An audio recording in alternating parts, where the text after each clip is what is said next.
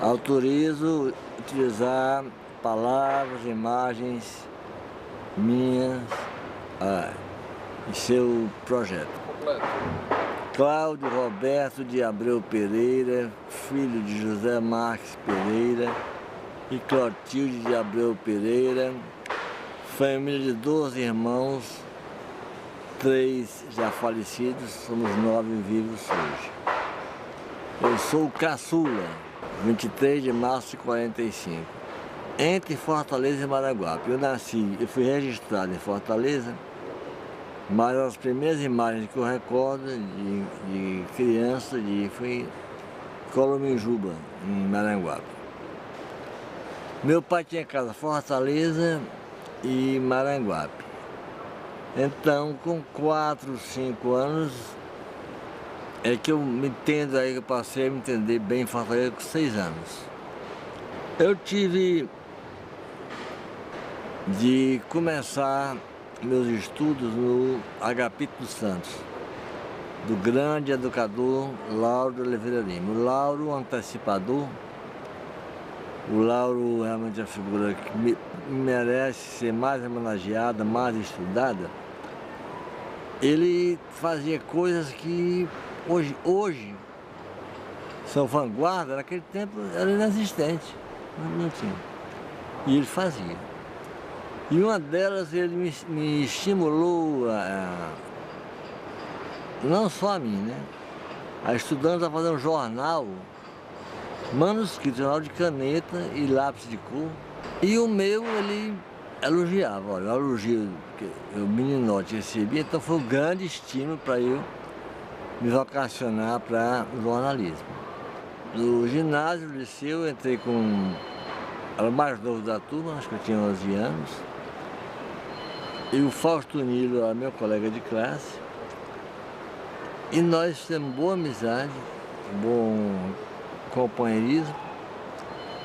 E criamos um jornal que não tinha grande importância, mas que pra gente era muito importante. Jornal datilografado. E o jornal que a gente fazia, já abordando música, abordando cinema, era eu e o Fausto Nilo, que éramos colegas de classe. Eu guardo, para mim, eu passava meus fins de semana praticamente datilografando o jornal, porque os professores iam ler e eu não queria que tivesse o menor erro de português. Então, na casa do meu pai, no escritório dele, de datilografia ficava ao lado do dicionário. Então, cada palavra eu ia consultar o dicionário para não sair nada errado. E o Fausto dava o colorido, o desenho, a imagem do jornal, que realmente eu tinha muito orgulho dele. Depois, eu com 14 anos, eu ingressei no Banco do Nordeste como menor aprendiz. E lá fundei uma revista Alvorada, lá já melhorou, lá já me mimeografada. O cinema, por mim, foi uma coisa que eu fiquei deslumbradíssimo quando eu vi o cinema. Lá no meu interior não tinha no meu interior não tinha, Colominjuba não tinha nem luz elétrica. Quando chegou lá em casa um rádio, a bateria de carro, que eu fui atordoado, bati um milagre. Uma bateria de carro colocada ali, ligava. O rádio do meu pai tinha 4 faixas, não posso esquecer. Tinha até a BBC de Londres, né? Rapaz, ligava o rádio falando inglês, aquela caixa quadrada. Quando eu vim para Fortaleza, conheci o cinema. Então fiquei totalmente seduzido pela atividade cultural e artística naquele tempo. Bom, eu vivi um tempo muito rico. Era uma época de grande efervescência política, de liberdades democráticas, de uma primavera do socialismo, onde se discutia tudo em mesa de bar, em banco de praça. Havia uma grande discussão política muito maior do que a que existe hoje. E eu me seduzi também pela política. Logo fui procurar o sindicato também. Então eu tinha atividade tanto como estudante como sindicalista. E vivíamos uma festa de discussões de política, de filosofia, de tudo, de literatura. E nesse tempo chegou o golpe militar, a mordaça, e a gente ficou prejudicado na atividade cultural. Houve um grande retrocesso, uma fase de repressão política, de mordaça, e nós sofremos muito. Mesmo assim, o movimento cultural não parou, era muito perseguido demais. E eu estava no Rio de Janeiro, quando soube do show do Opinião. Eu fui ao Rio de carona, numa caminhonete, foi coisa de jovem desmiolado, né? O Rio de Janeiro naquele tempo era muito sedutor pelas imagens que a gente via nas revistas, né? E estava no Rio quando foi anunciado a inauguração do Teatro Opinião. Não estava nem completo ainda, estavam fazendo as arquibancadas do teatro, nós fomos lá antes para ver.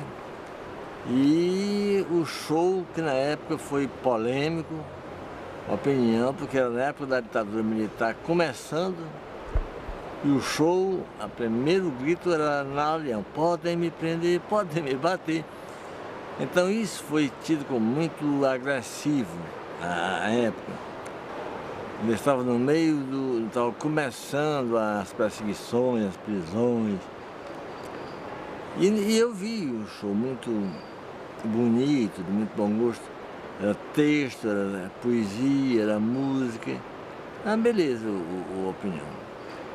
E nós chegamos aqui com a ideia de talvez tentar a turma da música, do violão.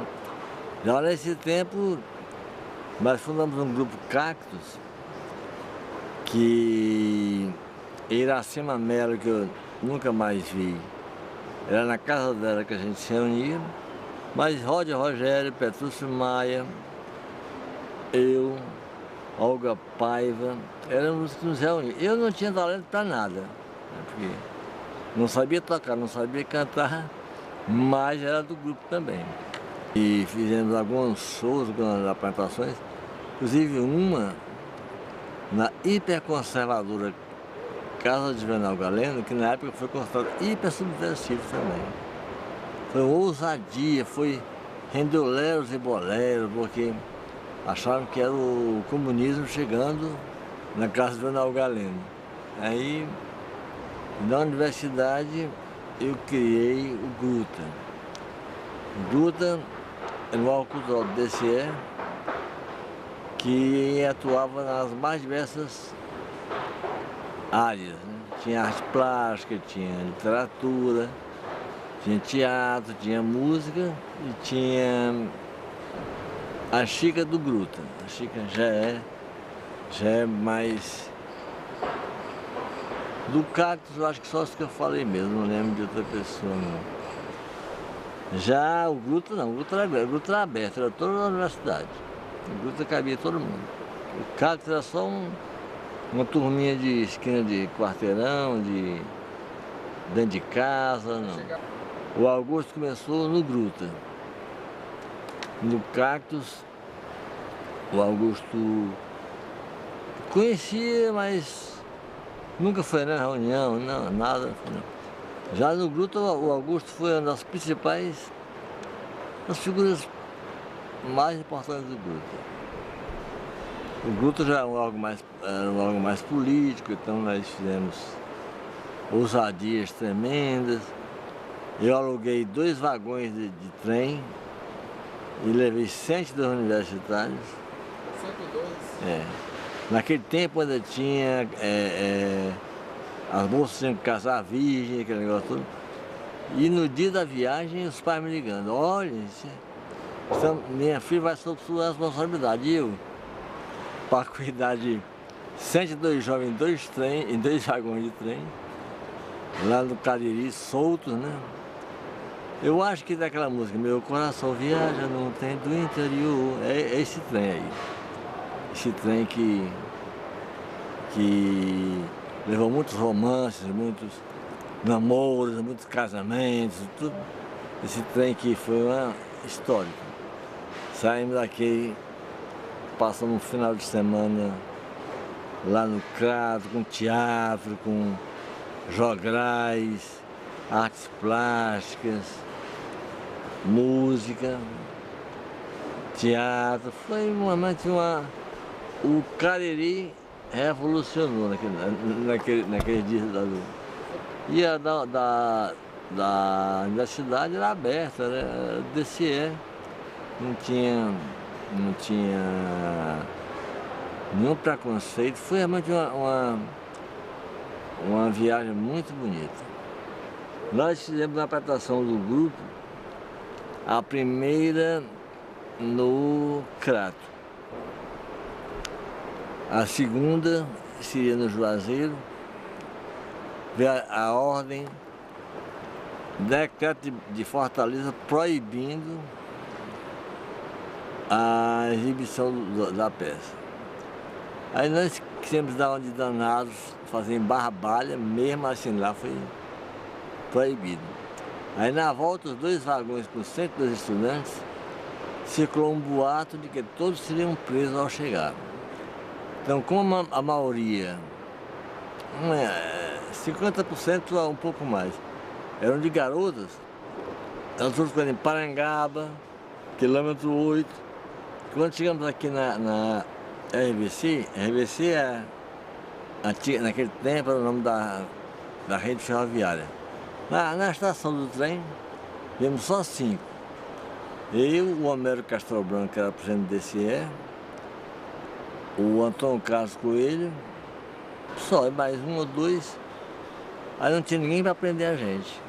Estamos certos que íamos ser presos, né? Não tinha, foi falso alarme. Primeiro eu fiz uma caravana levando música, entendeu? Para Sobral. E foi um sucesso, foi uma maravilha. Isso aí devia ser 66. Aí foi uma maravilha, um sucesso, né? Sobral, festa, muita paquera, muita farra. Aí quando voltamos para cá, para Fortaleza, o Solol quis que a gente fizesse para maior. Aí eu tive a coragem de alugar 2 vagões e levar essa turma todinha para o Cariri. Foi uma loucura. E os vagões eu consegui gratuito. Mas era muito, tinha que ter as despesas, tinha hospedagem, né? Umas ficaram em colégio de freira, conseguiram umas vagas, outros ficaram num rádio educativa, tinha uns apartamentos. Outros, bom, tinha uns apoios lá no Crato. Claro que tinha apoio, tanto no Sobral quanto no... Depois que o trem chegou, acho que passei umas 3 horas resolvendo como acomodar as pessoas, né? Chegamos no Crato, mas foi a revolução. Imagina no Crato, nos anos 66. Chegaram 102 jovens artistas e animadores. Rapaz, todo mundo foi para aquela Praça Siqueira Campos contar com a gente. Aí queriam convidar uma para uma coisa, convidar uma para outra. E foi um festival. Um festival realmente devia ter sido filmado, porque é uma coisa realmente inusitada. O Petrúcio era um menino tímido, muito tímido, de uma sensibilidade a toda prova. Ele é um que tinha a música na veia. Eu acho que ele é um talento também fora dos parâmetros normais. Ele realmente é uma pessoa que na música, para mim, eu encontro poucas pessoas iguais. O Fagner, eu fiquei surpreso. O Fagner é um artista. Ele, sem experiência de palco, fez o malabarismo que ele fez naquele primeiro festival que eu vi, dominar o palco e dar um show daquele que ele fez. Faustino, outra pessoa de sensibilidade plural, porque o Faustino éramos colegas de classe e ele já tinha sensibilidade para cinema, para música, para o desenho. O Ednardo eu acho também um grande artista, um homem muito sensível, é uma pessoa que eu também tenho na maior conta. Eu acho que são todos grandes talentos. Eu acho que são grandes talentos. O Belchior é uma figura que eu acho muito peculiar. O Belchior, eu conheci... Belchior, a história dele daria um filme. Seminarista, vestido de frade, capuchinho, lá na igreja do Coração de Jesus. Parecia aqueles frades já, ele bem novo, mas parecia um frade velho, né? Feio. Porque eu acho que antes a gente já tinha feito algumas presepadas de ele me aconselhando para o bem. Né? Depois eu encontro o Belchior, já todo de branco, arrumado, acadêmico de medicina, cabelo todo cortado, nada de barba, de bigode, nada. E lá no restaurante universitário, já como um acadêmico de medicina, todo era outra figura, parecia sinceramente que eram 3 figuras. Aí vem a 4ª figura.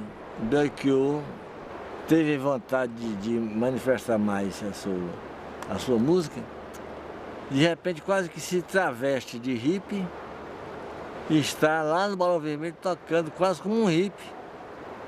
Daquele acadêmico de medicina todo bem organizado, parecia um universitário americano, para um popularíssimo artista tocando violão no Balão Vermelho da Duque de Caxias. Então ele é um homem é um grande artista, um grande ator, grande figura. E eu gosto muito da música dele. Roger foi muito querido, talvez dos mais antigos. Roger é um homem de muito talento, gosto muito do que ele faz. E é um bom caráter, O Roger é uma pessoa que, de bom caráter que ele é uma pessoa sem ambição. O Roger não tem as ambições que eu vejo nos outros artistas, desinteressada no dia a dia das banalidades da vida, né? Até de outra figura lindíssima, né? Que a gente tem um carinho muito grande. Lá foi o primeiro casal da turma, da nossa turma do Anísio, daquele tempo, foi Roger e Tete que casaram. Ninguém tinha casado, ninguém tinha tido coragem de casar, eles casaram. Ricardo Bezerra é uma figura muito bonita também. E já conheci, quando eu conheci Ricardo Bezerra, ele pensava que eu estava fazendo campanha contra ele no festival da Rádio Assunção. Aí veio falar comigo, que sem saber que era eu, disse, olha, estão querendo me queimar, o Cláudio Pereira, falando que era minha turma, né? Quando não tinha nada disso. Mas foi muito bom, ele e a Beth, são irmãos.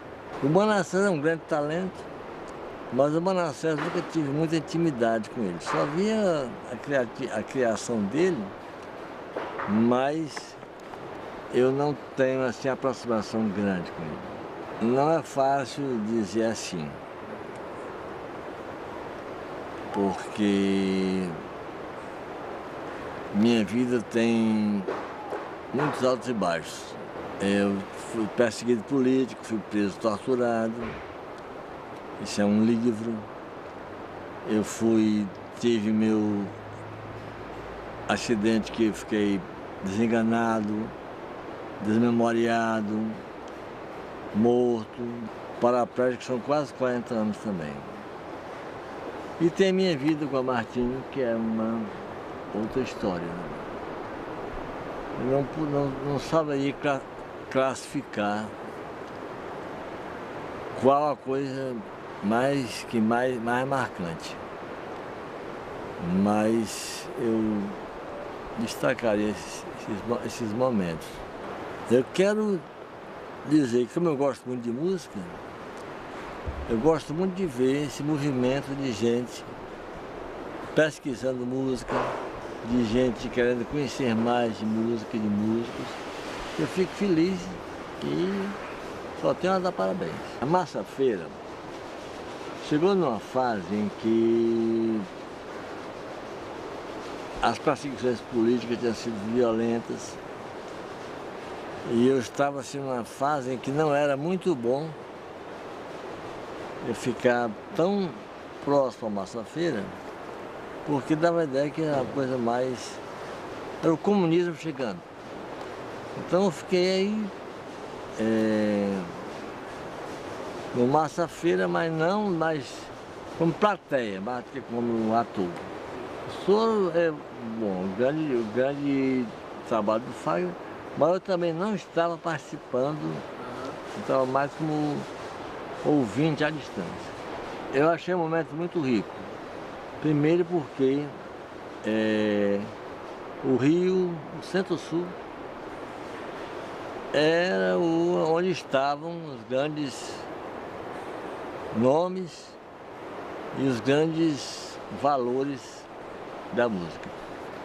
Também porque aqui estava havendo uma perseguição muito grande aqui. Foi uma maneira de ir escapando aos poucos da perseguição sem parecer uma fuga. Eu achei que foi uma estratégia boa, um resultado muito bom. Eu acho que todo mundo ficou enriquecido com aquela viagem. Eu não podia fugir daqui, né? Nem eu também tinha talento para cantar, para tocar, para compor, né? Então eu ficava assistindo. Eu tinha decidido, porque eu tinha pouca perspectiva de vida, eu tinha decidido não ingressar, não ter nenhuma relação privilegiada com ninguém, nem assumir nenhum compromisso com nada. Mas a Maria Luísa Fontinelli, que era minha grande amiga, uma mulher notável, me convidou e eu quase nem aceitava. Eu nem acreditei que ela estava me convidando, porque eu tinha votado contra ela. Eu tinha feito campanha contra ela, que na minha casa era um comitê do Partido Comunista e ela era do PT. Mas quando eu vi, que a Maria Luísa agarra daquela mulher, aquela coragem de querer fazer algo, aí eu arregacei as mangas e caí em campo e ingressei mesmo na Fundação Cultural, onde fui presidente 4 vezes. Maria Luísa, Juracy, Cambrai e Juracy, segundo mandato, onde saí por discordar de muitas coisas da administração.